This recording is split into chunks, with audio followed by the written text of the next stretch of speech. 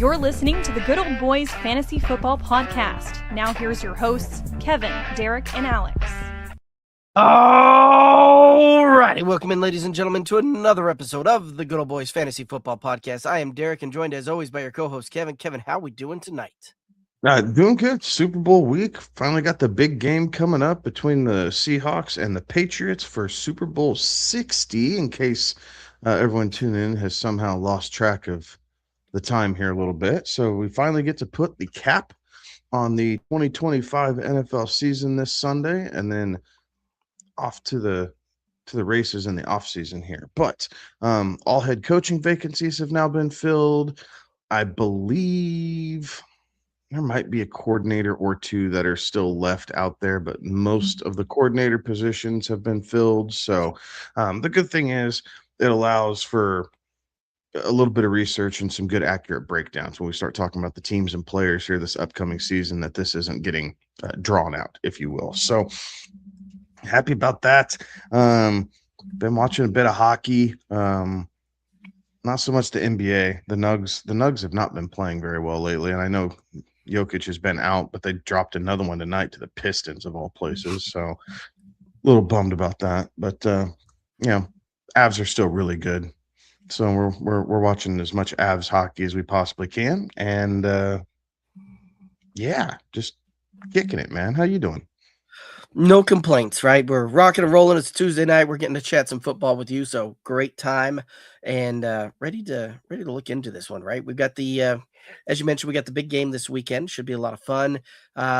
With that, we'll hopefully we'll see a good game there as well, right? It was interesting to see some of the pressers start taking place, right? And some of the early questions that came out, and some of the, I don't know. Do you think these reporters stay up, like actually stay up and think like, hey, what's a really good question I should ask this coach or player heading into arguably the biggest event of what could very well be the biggest event and biggest game of their career?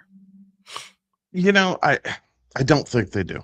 I don't think they do. I think that they ask a question because they're sent there. I think if we really looked at it, the best questions would probably come from like your local talk show host, like just syndicated radio, your local, sports talk host, like your afternoon drive type thing, or your morning show, one or the other. Those are typically, obviously, because of traffic and everything else, those are the two high volume slots.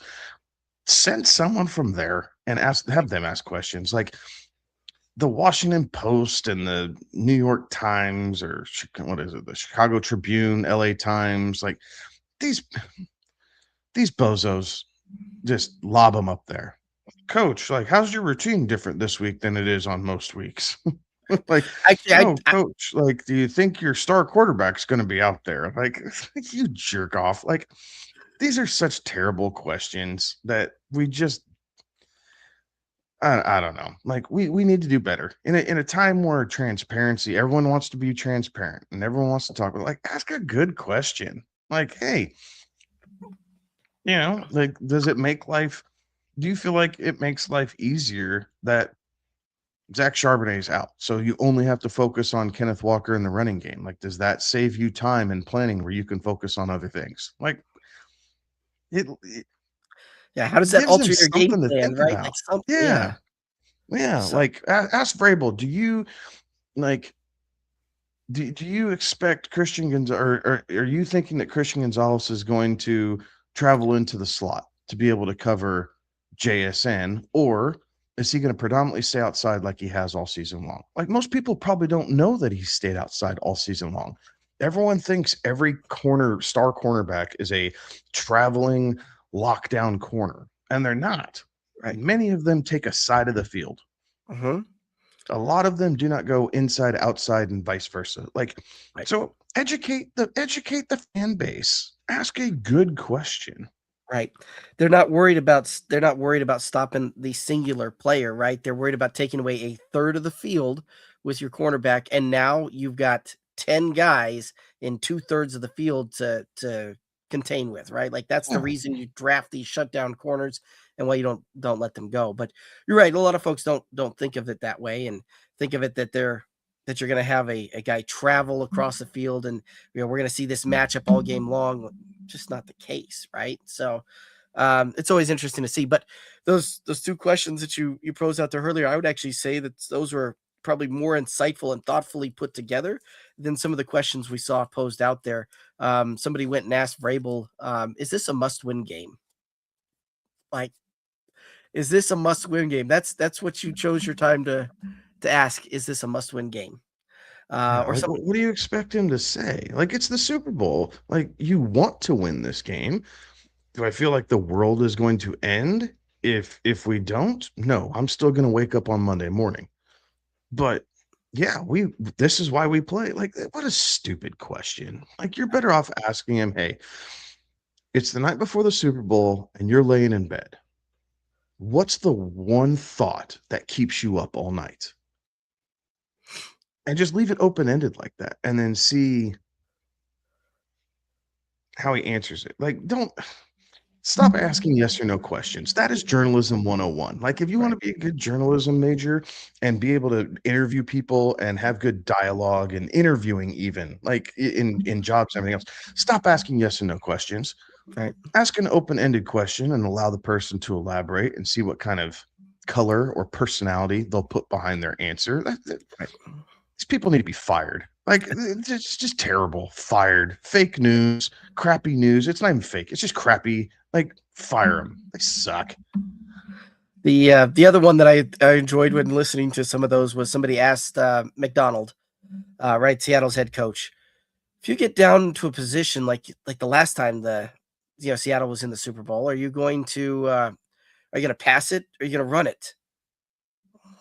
And like, I get that you want to try and talk about the last time that they were there, and that was a very, hot controversy right afterwards, and people still talk about it to this day. That why don't you just hand the ball to Marshawn Lynch and let him get you a yard, right? Like, why not let him go beast mode and get you one, right?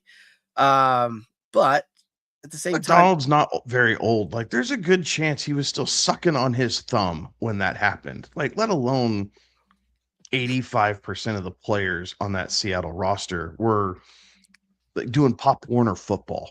Like, they weren't even in grade school yet. Like, right? Again, stupid question. Like, right. stupid 11 years ago. Page. Yep.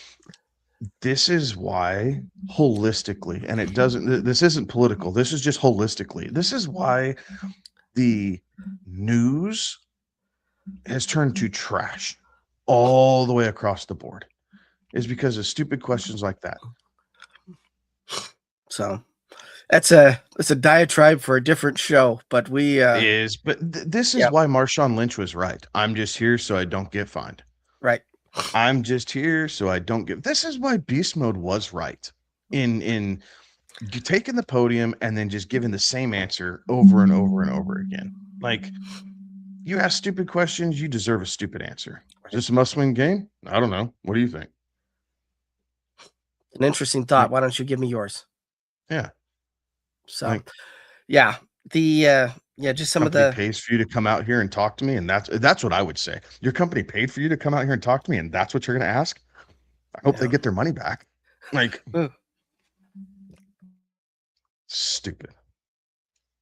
But so that's the it makes you want. A lot of people gave grief to Bill Belichick for how he answered so many of those pressers and questions from the podium, and giving us the iconic we're on to Cincinnati, right? Like playing Tom and Rob and Richard. I mean, I miss that already. Like, I do. I was really looking forward to seeing his speech this fall, but we got robbed of that one. We went over that last week. We won't rehash that, but I also saw that Kraft too. They host Kraft too. Again, again, right? Like, this is why you have to answer these stupid questions, because otherwise these jackwagons who have a vote, who have no business having a vote, do stupid shit like this. I'm not a New England fan or a Patriots fan, right? Like, I'll put that disclaimer on it, but quite frankly, if two guys deserve to be a first ballot Hall of Famer in their category, you're looking at the two right there with Robert Kraft and Bill Belichick, right? Like, no owner has gotten a team to as many Super Bowls as Robert Kraft, right?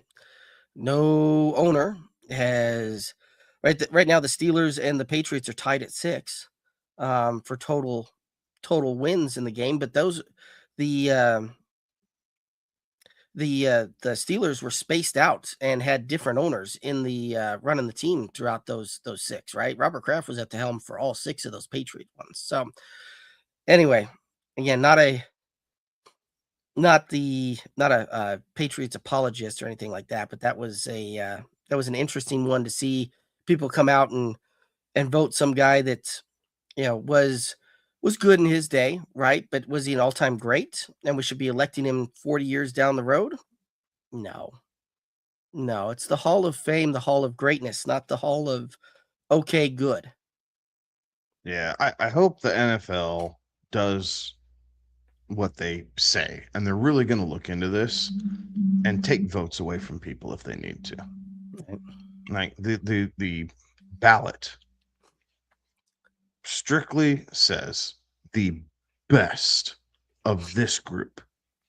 That's who you're voting for, the best of this group, not who's been on the list the longest, not who got slighted because someone was always better, not, oh, you really like them in 5th grade, so now you're going to vote on them that you have a chance to vote on them. Like the best of this group. And they failed. Yeah, I would agree with that. Is what it is. Man, get me all worked up. First, we just started the show, man. You get me all worked up over these. Anyway, we'll move on, right? We silly things. We do have a couple of questions and comments in the chat, so we'll stop by there and check in, and then we'll get into some of the props and some of that stuff that we wanted to chat about. Sherry over on YouTube saying that they believe that the Seahawks will beat the Patriots. Isaac, I'm thinking, is agreeing with that, saying I believe. Sherry said, who has played that's competition except for Josh Allen? And the Patriots did have a rather weak strength of schedule. But at this point, right, you can only play the schedule that you've got, and you managed to get there.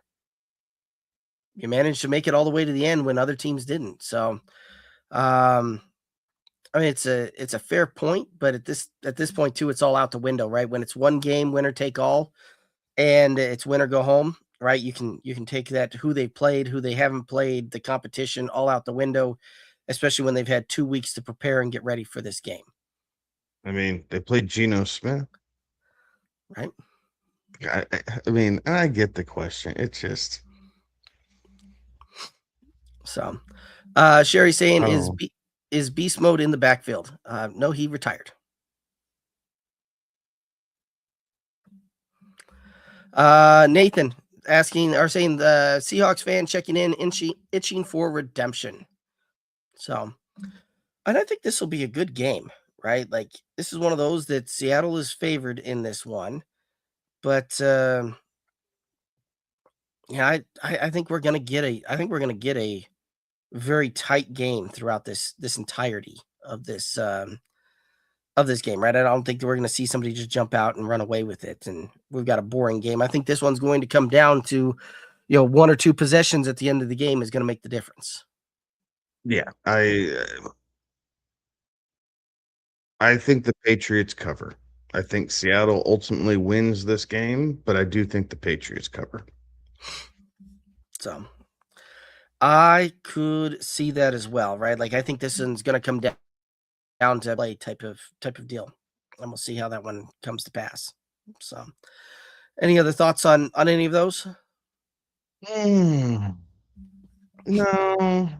I don't think so. Alrighty.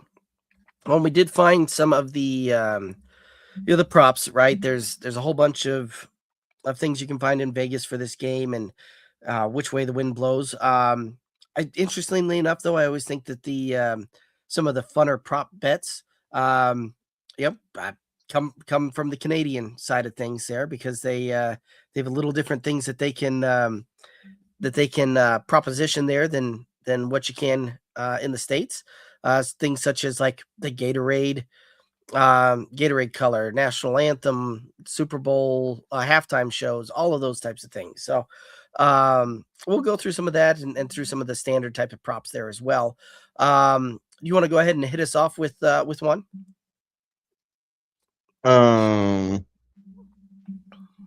Yeah, sorry. Scrolling through here and lost my spot.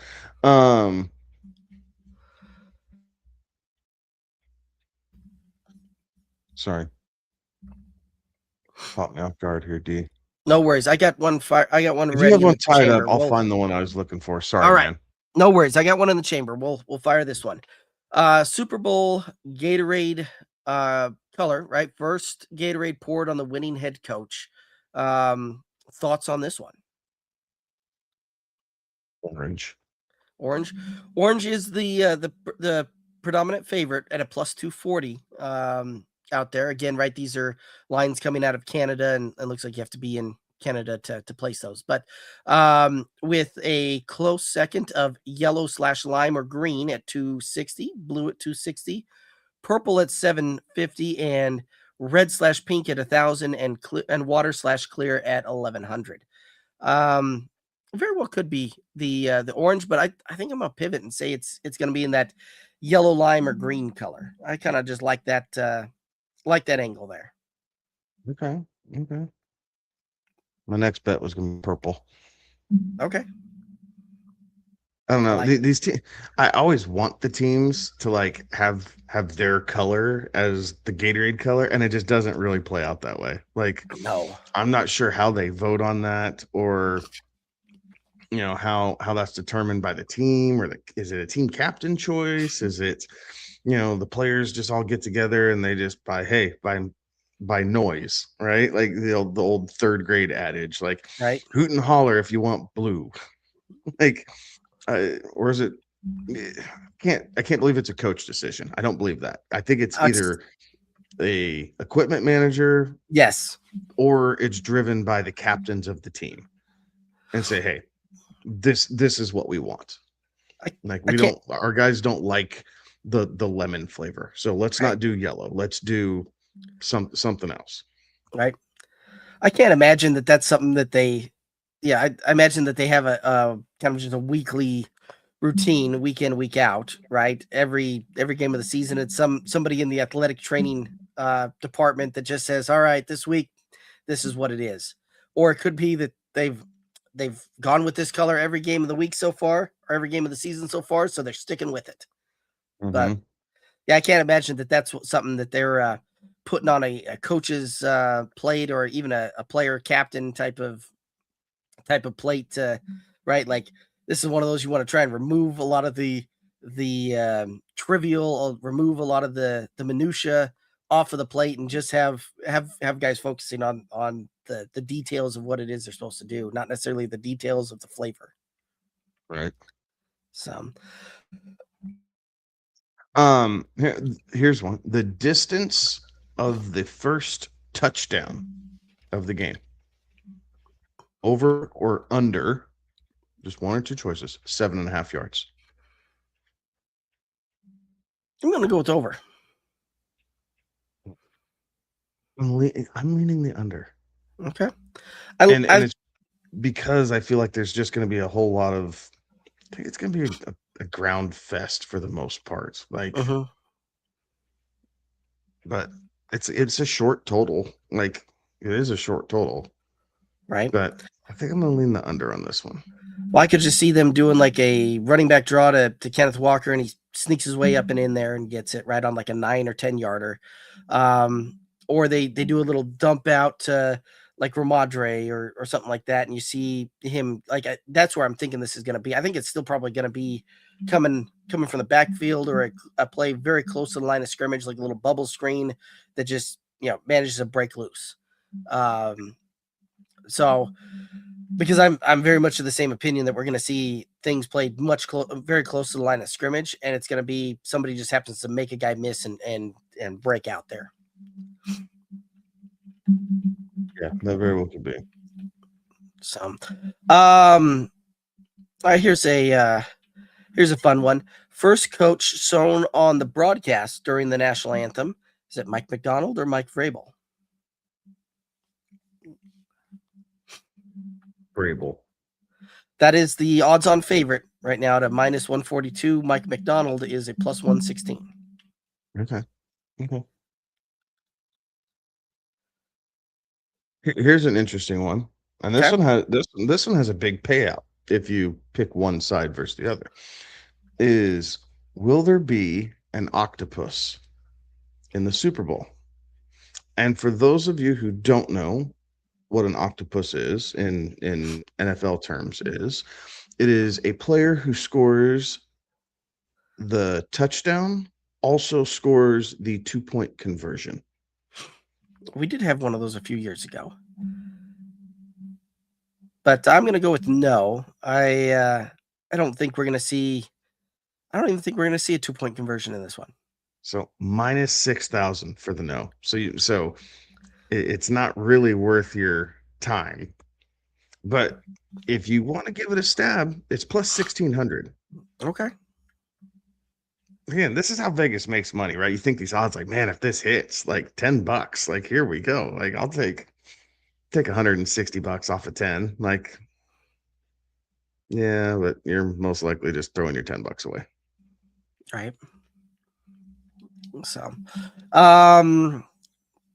let's see here. Ooh. Will Cardi B wear a Stephon Diggs jersey?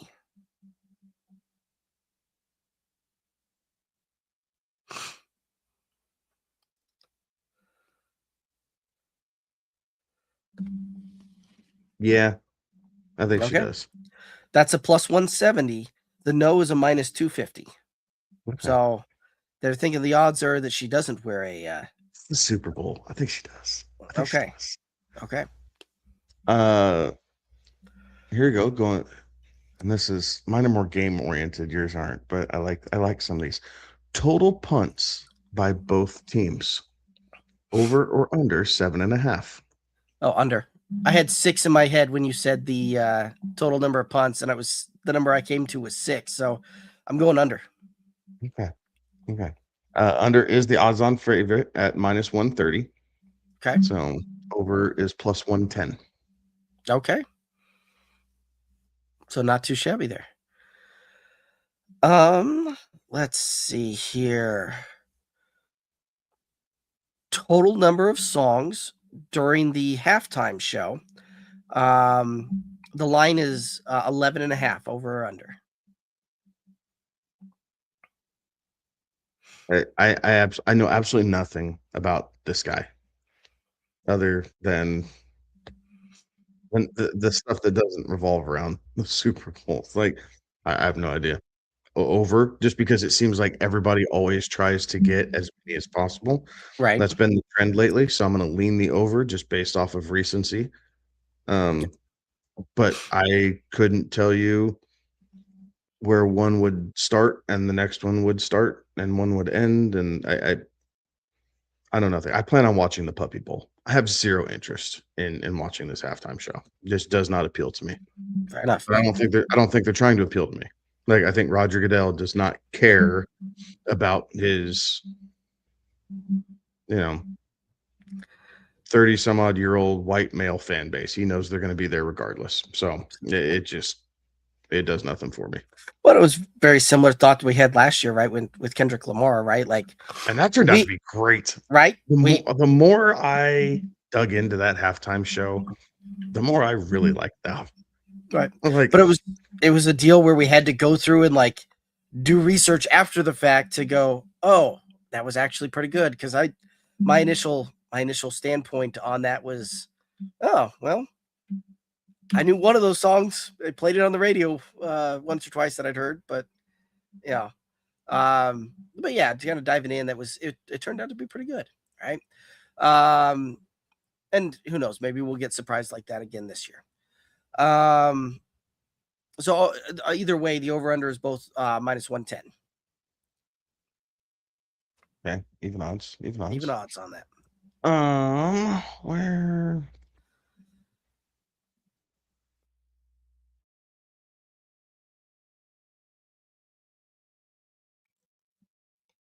Okay, here we go. Total receptions by Kenneth Walker. Over or under 2.5? I think we'll see the over. 3's in my mind. That's the odds favorite. Minus 180 for the over. Okay. Plus 160 on the under. Okay. I don't mind that.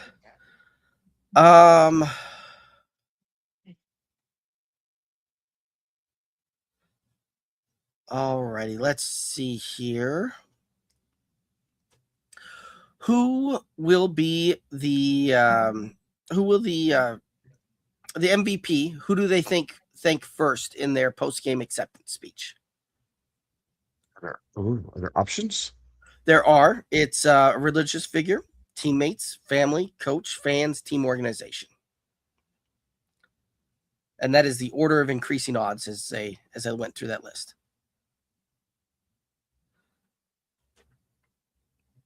I guess that goes to who you think's going to win, and then who the MVP of that would be. You mean which team's going to win, and then just pick the quarterback? If the Seahawks win, I don't think it's Sam Darnold. Okay. That's what I was just kind of running through in my head. Like I think it's Kenneth Walker. Okay. Interesting. And he could have a very good game. That's crazy. Yeah, it's my dark horse. If the Seahawks win, it's Kenneth Walker. If the Patriots win, it's Drake May. Okay.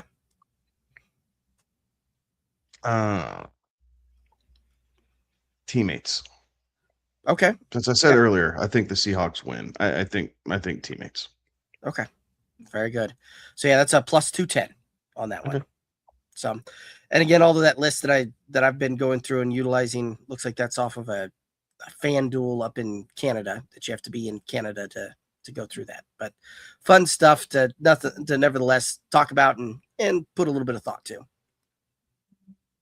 Do you have a? Here we go. Okay. Here we go. Total sacks by the Seahawks defense, 3.5.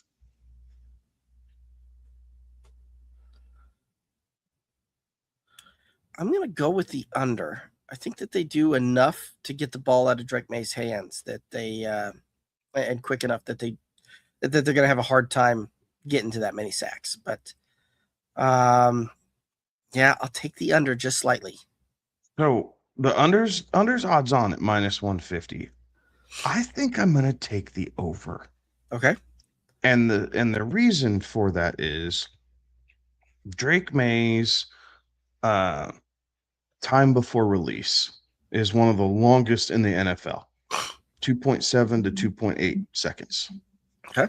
Seattle's defense has forced the ball out in an average of 2.3 seconds. Okay. And so typically that half second's a big deal. That half second's a big deal, right? It's a blink of an eye, and that's the difference in getting to the quarterback. But typically when that happens, it's the defense because they're playing in their normal cadence, and that allows for the sacks. And then when the QB gets sped up, a lot of times his eyes drop, and then you even get sacks on like the attempted scrambles, right? Because they're behind the line of scrimmage. Right. So I'm gonna take the over, but I see this game being a lot lower scoring than I think a lot of people do. Like 20-17 is the score I keep coming up with. So I think there's going to be a lot of room for defensive plays, a lot of punts. Like, I think it's going to be a really good game. I envision the game script going differently than a lot of people. Fair enough. Mario chiming in here saying, good evening, fellas. We all know the Seahawks is the better team and will walk away with the chip. If not, the league is rigged. Mario is on that rigged kick over the last few weeks here. Yeah, I don't know. I mean, I'd tell you the Seahawks are probably a year early. Or the Patriots, excuse me. I think the Patriots a year early, and I think the Seahawks have played well. Like, they've come together faster than anybody thought. Like, again, the Seahawks getting into the playoffs, I don't think was a shock. Like, and I could be mistaken, Derek, but preseason didn't a couple of us take the Seahawks to win that division? Yes. So I think we realized that they were going to be playoff worthy. I don't know that I realized that they were going to be Super Bowl worthy, because again, I haven't heard or gotten a response from anybody who said, "Hey, this is Seahawks. Seahawks are my Super Bowl team in the NFC." Right. So I don't know. It just, are they a better team? Quite possibly. Are they going to be the better team on Sunday? Game time will tell us. Like, we think so, but That's why you if you're lace them up. betting, well, and if you're betting, right, the public is all on Seattle. So what's gambling 101? If the public's all on one side, you pivot. Right. You start playing the contrarian. So again, it's one game. And right, wrong, or indifferent, Mike Vrabel played in this game. He understands how to coach up for Super Bowls because he had to play in multiple. Like, there is experience there that no one's really talking about. Like, the first coach ever, but you don't talk about. Yeah, you want to talk about interview questions? Hey, Mike, what is information that you gained as a player on how to handle Super Bowl week that you could pass down to your team to help their success? What a great interview question that would be. Right. No one's asking that one. But what a great interview question that could be. It's thoughtful. It's about the game. Like, you're allowing him to open response and pick something that maybe no one in the room had ever thought of. Right. But I do think that holds some credence. And I think that's probably why I think New England's covering. Like, I know it's not coaching experience, but experience in how to handle the week, experience on what to expect in pregame and come kickoff and the game flows and everything else. Mike Vrabel won't blink because he's done this before. And I think that holds a lot of weight that no one's talking about. That very well could be.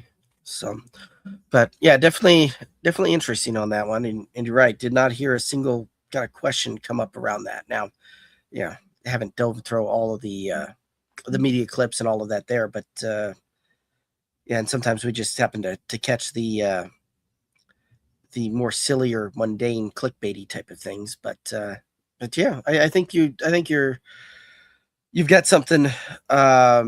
You're kind of in the ballpark there that very well could be an advantage for this team, right? Like, it's also unlike any other game that they've ever played before, right? Like, you have 2 full weeks off of it. You're on the road. You're having to go through a whole different media blitz and frenzy, all these different events leading up to it, and then once you get into the game, you still got to contend with longer type of prep things in between, halftime shows being extended out there, all of the things that come into that there is some institutional knowledge, so to speak, with Vrabel having been there and done that before. Yep. I'm putting this question back up because we've given the Patriots a lot of grief for their schedule. I'm looking at their schedules side by side. Seattle's ain't any better. Right. Because that question there, who have the Patriots played except Josh Allen? I'm going to tell you, who have the Seahawks played aside from Matthew Stafford? Right. San Francisco, Purdy got knocked out. Pittsburgh, New Orleans, Arizona, both teams played Tampa Bay. Seattle lost, New England won. Jacksonville, Houston, Washington, Tennessee, Minnesota, Atlanta, Indianapolis, Carolina. Like, that was the Seahawks. That's the teams that they played. Right. It's not any more or less impressive than what the Patriots did, guys. Well, both of those teams got the benefit of the schedule because neither one of them were playoff teams last year, right? Patriots had an easier schedule because, well, they were far worse than than Seattle was last year. But again, both of those teams played a had a benefit of the schedule going against them with their last season's performance.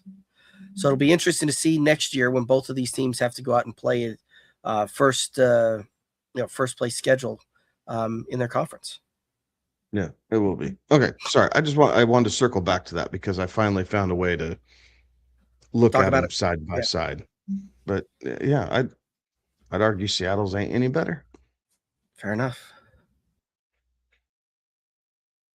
Alrighty. On any other thoughts on the props or anything else that you want to hit up here for the week? I think for the Patriots to more so the game. I think for the Patriots to be successful, if Seattle has a weakness on defense, it's short passes to the running back. That is their worst statistical category as a defensive unit. So if you're into prop bets and player props and everything else, be looking at Travion Henderson. That's a possibility. Again, they need some way to be dynamic. Travion Henderson allows you that. I understand that Ramondre's been getting a ton of the run right now. He's kind of been the hot hand, but what better time to kind of lull people to sleep and make them not worry about Henderson? And then you have a couple packages specifically for him because Right. he's a one-touch go guy. And in the Super Bowl, sometimes that can be the entire difference. In the regular season, you always seem to be able to fight back from that. In the Super Bowl, everything's so elevated. So a one-touch go guy like Henderson, who hasn't seen a whole lot of run lately, is a big key to success in my eyes. On the flip side, it's Cooper Kupp. Okay. It's not JSN. Like, we expect certain things out of JSN, right? And part of what we expect out of JSN is 85 to 100 yards and most likely a touchdown, right? That's what we expect out of JSN. Cooper Kupp in the regular season was relatively quiet, but in the playoffs, his usage and production has really ticked up. They're really leaning on his veteran leadership and him kind of being able to go through that. A former Super Bowl MVP himself.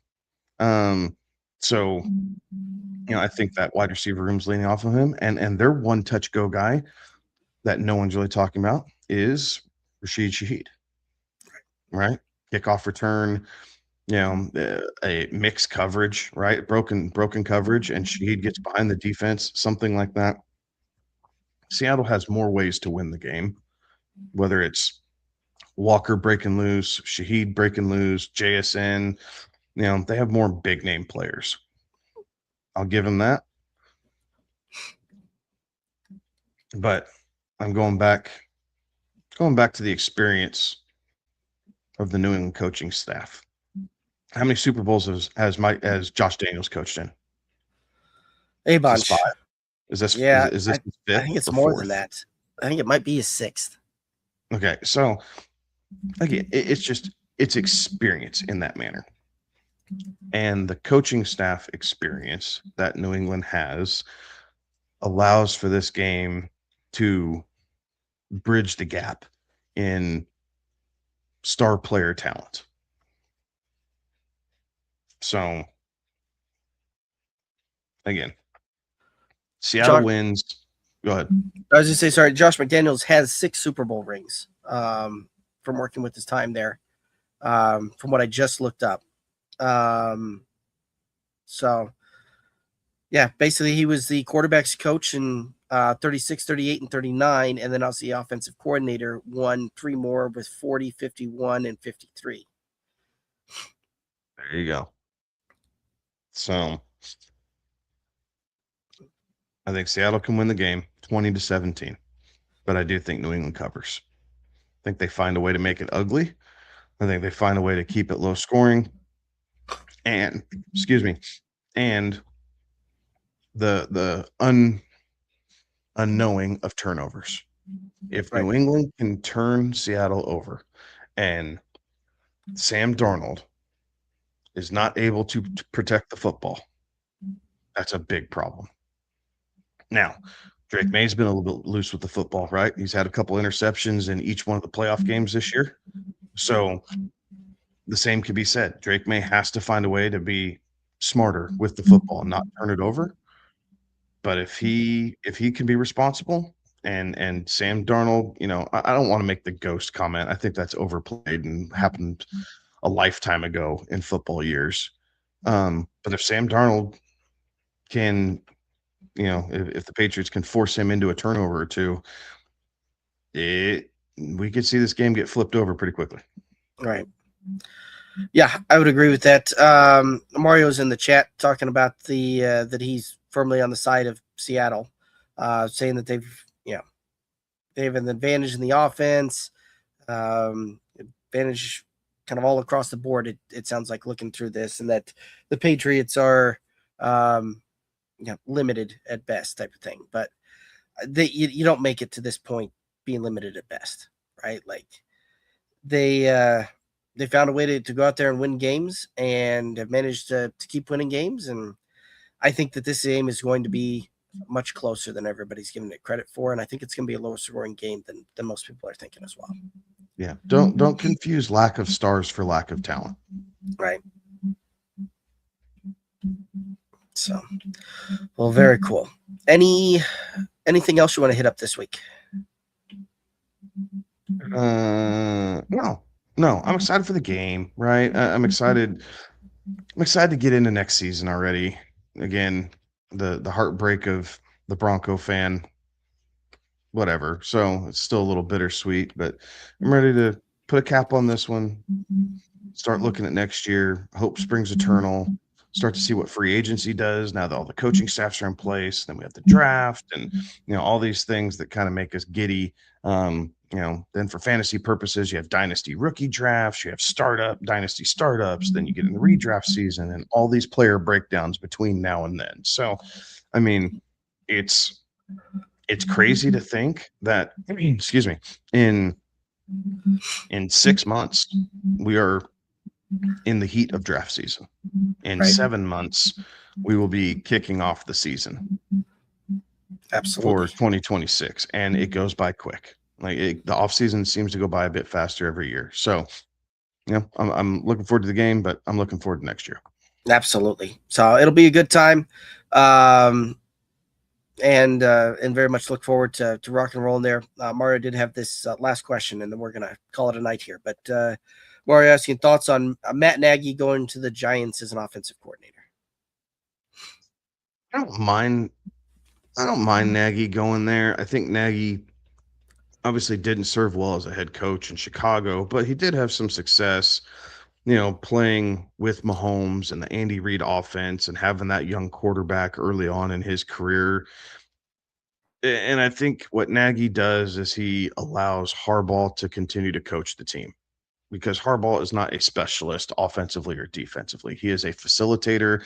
He is the general manager of the team. So you need guys that you can trust as coordinators. And Harbaugh has shown that time and time again. He wants guys who he can trust to run that. And I think Nagy will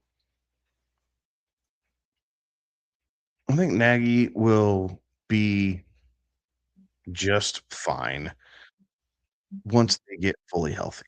But you need to see Neighbors back. You need a little bit of help on the offensive line. You need Scattaboo back. Like, you need another weapon, to go on the outside. Like Darius Slayton and the cast of characters just ain't working. But I think Nagy can put together a game plan that uses a lot of those jack of all trades receivers, because that's kind of what Kansas City has had outside of Tyreek Hill, especially when Nagy was there. So Right. I think he can have some success there. I'm not saying they're going to turn around and win the division, but I think they're going to be much more competitive, and I think they're going to be a real pain in everyone's backside once the Harbaugh culture takes over. Yeah, I would agree with that. And I think it will probably be be all right, right? Like this isn't anything that's going to blow your socks off, but it's also not going to be anything that necessarily leaves you, slamming your head against the wall, right? Like, so I think I think it's interesting that they went this route, but it doesn't necessarily surprise me. So anyway, I think it'll be interesting to see how the rest of these coaching decisions and coaching trees fall into place, right? Right now it looks like Clint Kubiak's set to kind of be the next guy in the Raiders. And I like that. You like what? Kubiak. I like that move. Yeah. Once that happens. I think that speaks really good things for both Genty and Bowers. I think it absolutely cements that Fernando is going to be the number 1 overall pick. And then after that, I think you dump a ton of talent or draft picks into that offensive line. We'll see what they do in free agency because they got quite a bit of money to spend also. So the Raiders could be one of those teams that are able to turn around rather quickly and go from cellar dwellers to being pretty competitive. Yeah, it could be very interesting. But I do believe that that's going to do it for us tonight. Any final thoughts out there for the viewers and listeners? Kind of went through the list of what's coming in the next weeks and months, but thanks for everyone. Thank you to everyone for tuning in. Be sure to hit like and subscribe so that way you guys can get the notifications. We go live every Tuesday at 11 p.m. Eastern. And I hope y'all enjoy the Super Bowl and all the snacks. We didn't even talk about the snacks tonight, but I hope you enjoy all the snacks that go along with the game. That might have to be the smorgasbord we talk about on next Tuesday is what was on the plate there. So that's right. All right. But that's going to do it for us tonight. He's Kevin. I'm Derek. Have a good one. Be safe. Toodaloos.